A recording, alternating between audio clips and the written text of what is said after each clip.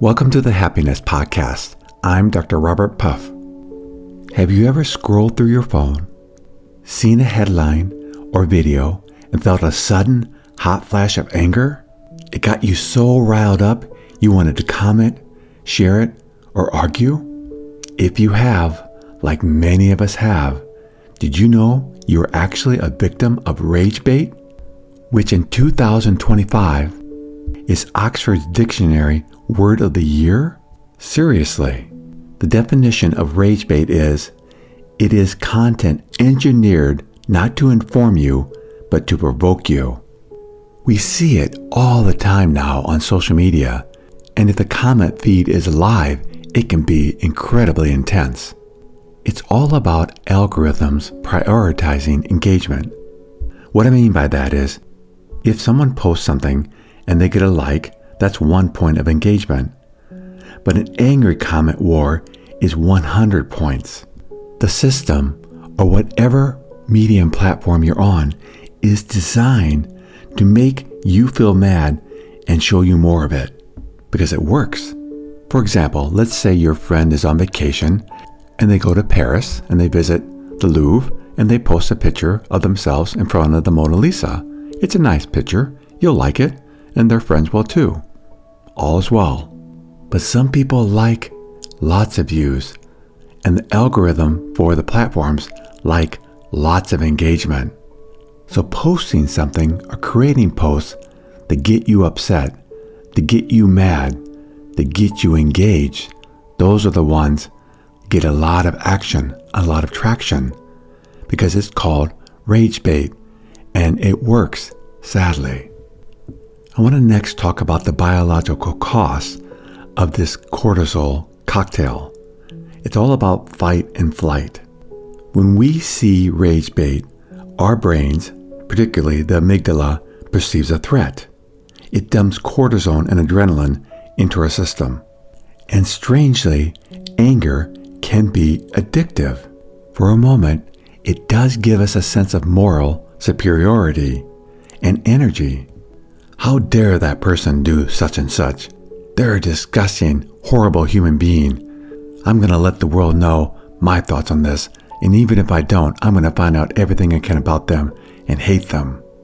But when the dust settles, it leaves us drained, anxious, and less compassionate. Because often these rage baits aren't about truth. They're about getting you upset and angry. But even when they're based on truth, the people that create these scour the world looking for the most upsetting, anger-producing videos they can find. And with over 8 billion people on the planet, they can find very disturbing videos. And remember, whichever platform you're watching on, it's going to pay attention to what gets you riled up, what sends you into a rage, and it's going to feed you far more of these contents. Have you ever heard the phrase, drinking poison and expecting the other person to die?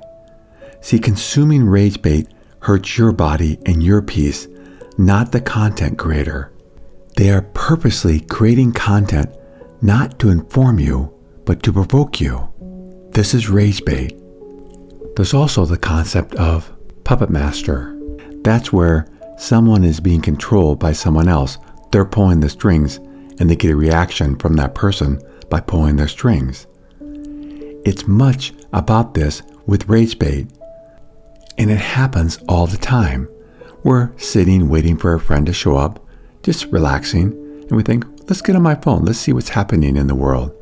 We go to one of our favorite apps, and we start looking. Some are interesting, some we don't really care about, and then we go to the next one. And then finally, we get one that piques our attention. Not only that, it gets us upset, and we want to learn more. So we spend time on that post. We look at it, we examine it, and the feelings start rising, the feelings of rage. But the truth is, a stranger that you don't know has created a piece of content to push a button in your brain, and then you obey that button. You become a puppet to the content creator. Is that really what you want to do in life? let other people create rage and anger in you where you were having a good, peaceful day? In our vast, interconnected world, they can find things that will disturb you. And if they can't find things, they can now create things that aren't even based on truth. We see it so often now in the media, where things have been changed, manipulated for the benefit of the observer. The creator of this content wants people to be enraged, even if at times they have to change the narrative, or sometimes even lie. But we pay the price for this engagement because we're just not wired to be neutral observers. When we see things that are disturbing, it will disturb us. I did my residency at the VA hospital many years ago, and the men and women that I worked with had horrible images in their heads of things they'd seen at war. I could only imagine what they saw. But sadly and tragically, in today's age, an 8-year-old on a video can see the exact same thing that these adult men and women saw in the combat of war. The first time I ever got exposed to this, it was years ago, and it was shocking. Again, it was at the VA hospital. And for training purposes, I was listening to an audio recording of the trauma and treatment of sexual assault.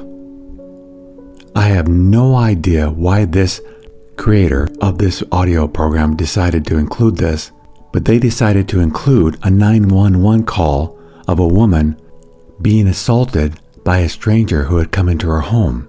And it was a real recording of what happened to her. It was incredibly disturbing for me. I remember having to talk to my supervisor about it because it really disturbed me. But sadly, nowadays, there isn't much that we can't find on the internet, and it impacts us greatly.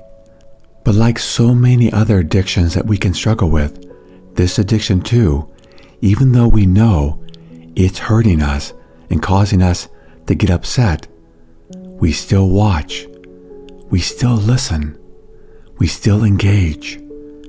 Rage bait. We're letting other people treat us like puppets, and the puppeteering they're doing is hurting us. There's a very wise quote by a Stoic philosopher named Epictetus. He wrote, "If a person gave away your body to some passerby, you'd be furious. Yet you hand over your mind to anyone who comes along so that they may abuse you, leaving it disturbed and troubled. Have you no shame in that?" He shared this wisdom 2,000 years ago. And in today's modern age, I think the challenges we have with other people pulling us in and disturbing our peace is 10, perhaps 100 times more powerful. So how do we stop this rage bait trap, this rage bait addiction? The first thing we have to do is realize that the system is set up to get us engaged and watching videos. It wants us to look. It wants us to engage.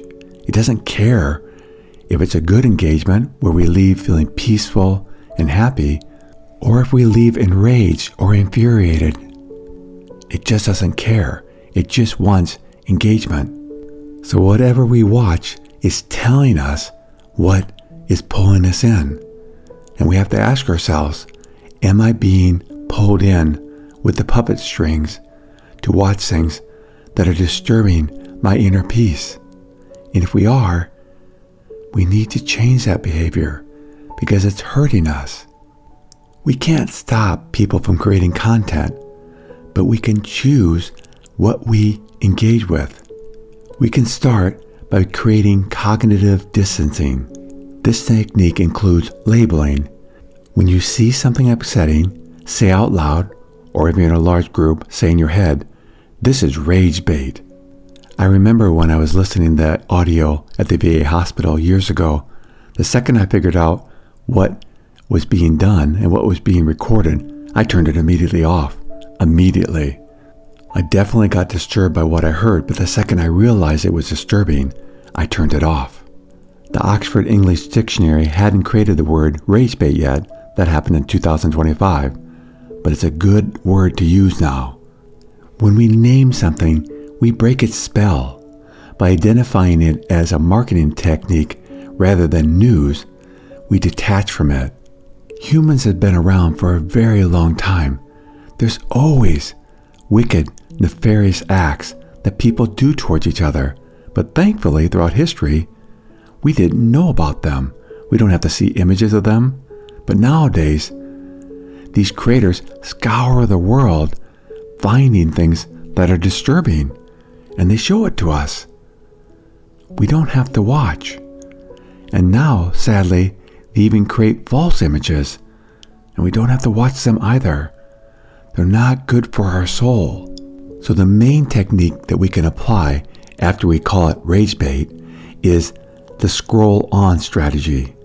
The greatest rebellion against rage bait is indifference. Don't comment, don't share, just scroll on. This is how we win the game. And the good news is, when we do this, we stop getting these types of videos or headlines in our feed because we don't find them interesting. We just are indifferent. And the system is set up to get us engaged. So when we get engaged with things that are uplifting, positive, supportive, that's what we're going to get in our feed. It can almost be an indication for us of how we're doing spiritually and psychologically. What's in our feed? Because the content creators, they don't have any power to get in our feed. That's done by the overarching system, normally AI, as we know. But AI is based on what we watch, what we engage with.